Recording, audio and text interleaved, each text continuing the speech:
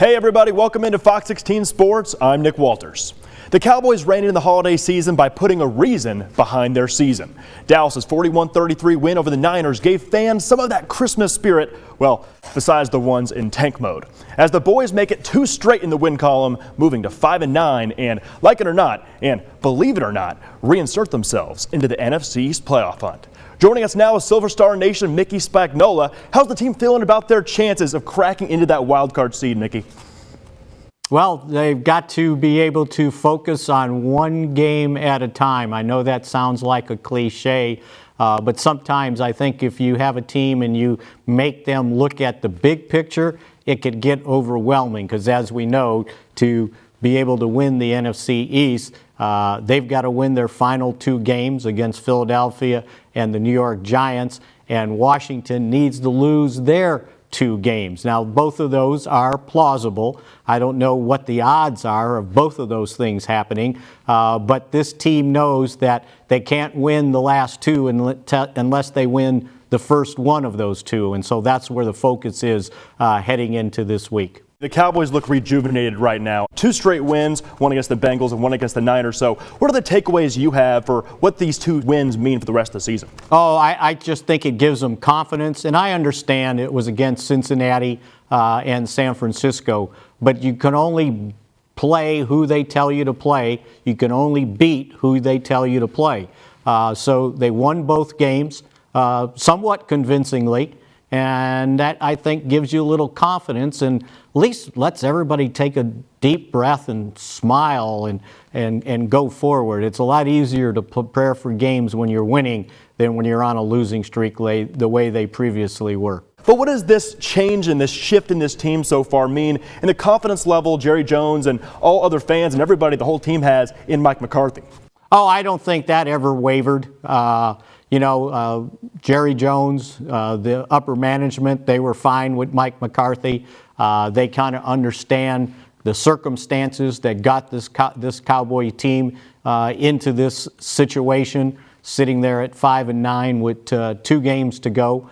Yeah, I just think it makes everybody feel a little bit better going forward. But I don't think this affected the Cowboys organization one way or another the way they felt about Mike McCarthy. After that Dak Prescott injury, it took some time for this team to transition into the next phase. And then, of course, Andy Dalton's injury against the Washington football team made that linger as well. So it looks like the Cowboys are getting back on track. But, of course, heading into the Eagles game on Sunday, they're a little bit banged up. Ezekiel Elliott missed Sunday's game with that calf bruise, that nagging injury that kept him out. So Pollard started. Meanwhile, Leighton Vander Esch, he had a high ankle sprain. So what's the status of these injuries as of Tuesday?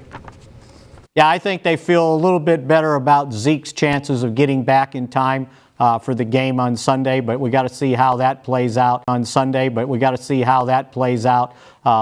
Vander Esch has a high ankle sprain, so I would imagine if that's the case, that's a multiple week injury. So for sure, it doesn't seem like he'd be ready to go. And then they got some other guys nicked up with Xavier Woods has a rib injury, and they also Antoine Woods with a sprained ankle. So they've got some guys nicked up in that game.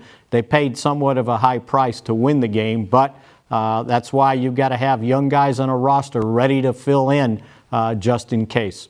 Now, Mickey, one question lingering with this team, and now especially after Tony Pollard's performance on Sunday, is that running back room. Look, it used to be a one-man show with Ezekiel Elliott. Tony Pollard's been putting on a show all season. Many Cowboy fans think he's performed better throughout the season. So what does this mean? What does this running back room look like the rest of the season, and considering Zeke's contract extension later in the future? His contract's not a problem. They just re-signed him last year, so there's no problem there. As for Tony Pollard, for those people that think that there's a change going on, just remember until he hit that 40-yard run for the touchdown at the end of the game, he had 10 carries for 23 yards. I don't think you can judge either running back based on what's happening on that offensive line with 4 of the 5 spots backup positions. So they know they need to sprinkle in Tony Pollard here and there, and just why he showed any time he can hit one of those runs. But again, before that run, 10 for 23. I don't think that earns anybody a starting job or earns knocking Ezekiel Elliott off the roster.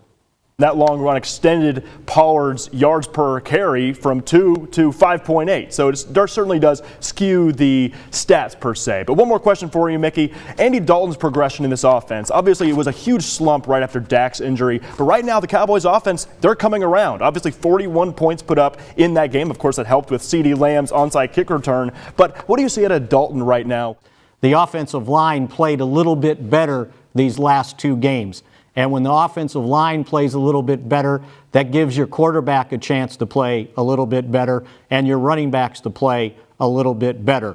So when you're judging what this offense is or isn't, or the quarterback is or isn't, first look at that offensive line with 4 backups at the 5 spots. I think Andy Dalton certainly had a tough go of it with the injury and then the COVID-19 being put on the reserve list. And I think he's in good rhythm right now and in good rhythm with his wide receivers. But again, as you mentioned, a lot of what's happened offensively is because of the takeaways. They've had 7 in the last 2 games, and the Cowboys haven't turned the ball over once. Now the Cowboys will have to get that rhythm continuing, especially against a hot Eagles team with Jalen Hurts really clicking. As always, we really appreciate it, Mickey. Okay, thanks a lot, Nick. All right, y'all, so it's going to be Cowboys hosting the Eagles on Sunday at 3:25. You can watch it right here on Fox 16.